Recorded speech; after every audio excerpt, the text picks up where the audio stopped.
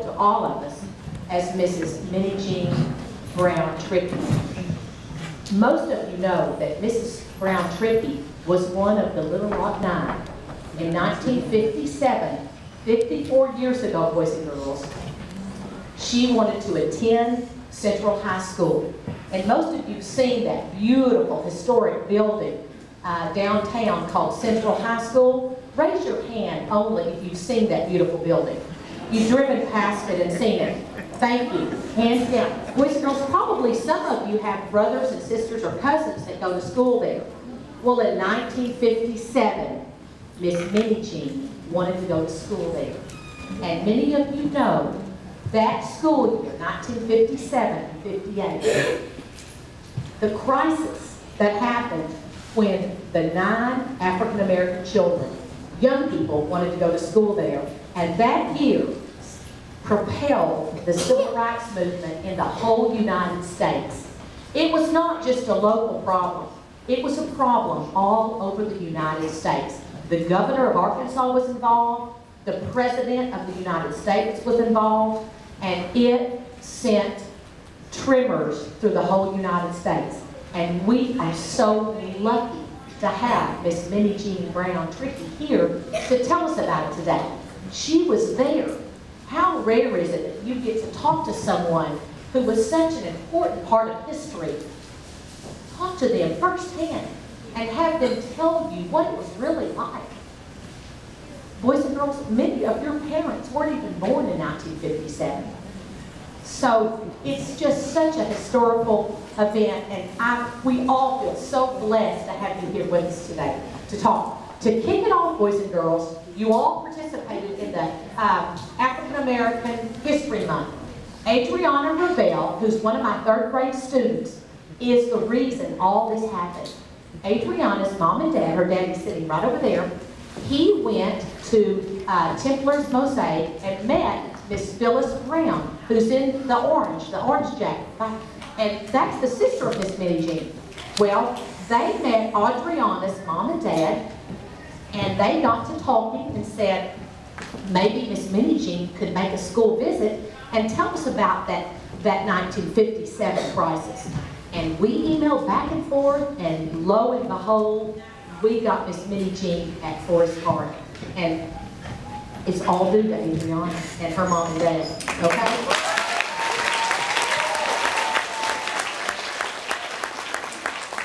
Adriana did her Black History Month report on Miss Minnijean Brown Trickey. And she's going to kick off with doing that presentation. And then we'll have Miss Minnijean come up on stage. She'll tell us all about it. And then we'll close with some questions and answers, if that's okay. All right, and so let's get Adriana. Get started, sweet girl. Here we go. Okay.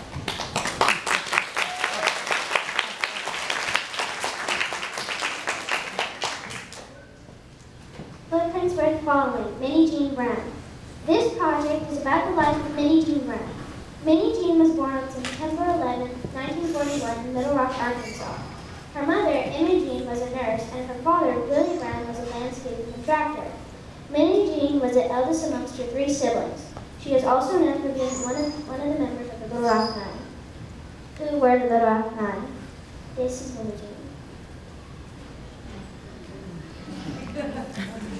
Little Rock Nine was the first group of African Americans to enter Central High when education was segregated in Arkansas.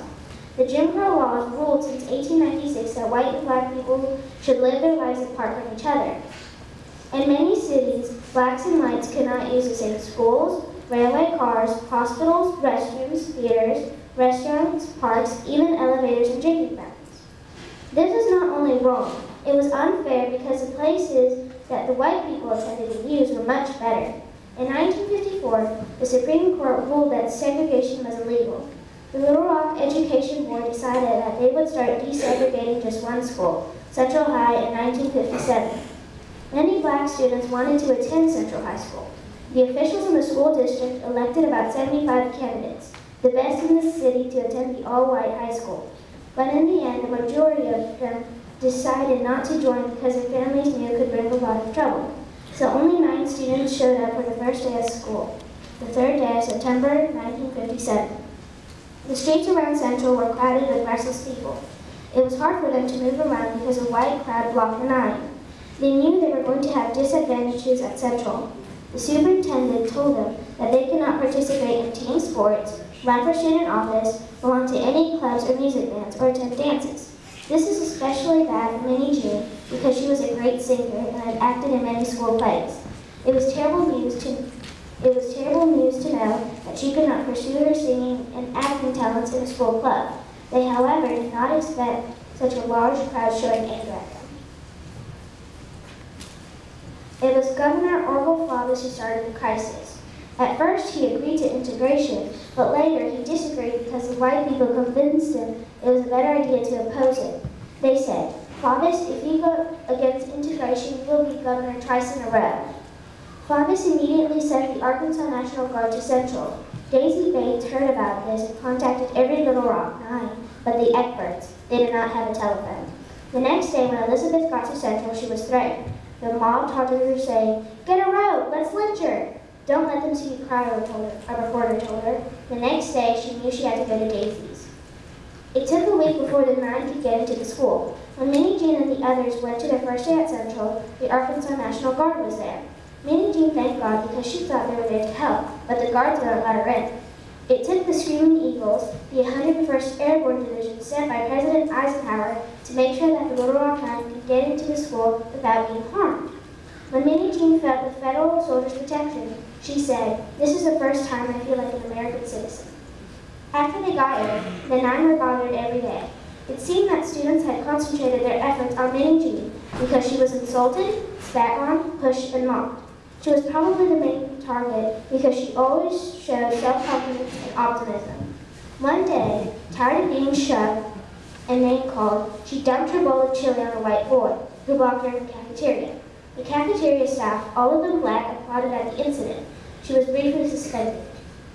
In February 1958, after only 6 months in Central, she called the girl white trash and was expelled. After her expulsion, little white cards were passed around saying, "1 down, 8 to go." This is Minnijean in 1957. She finished high school in the New Lincoln School in New York. She then went to the Southern Illinois University and married Roy Trickey, lived in a shack, and had 6 children.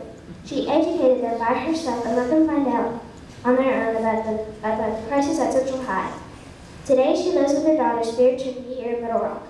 She is still a human rights activist as well as an environmental activist. I want to be exactly like her, courageous and strong the whole way.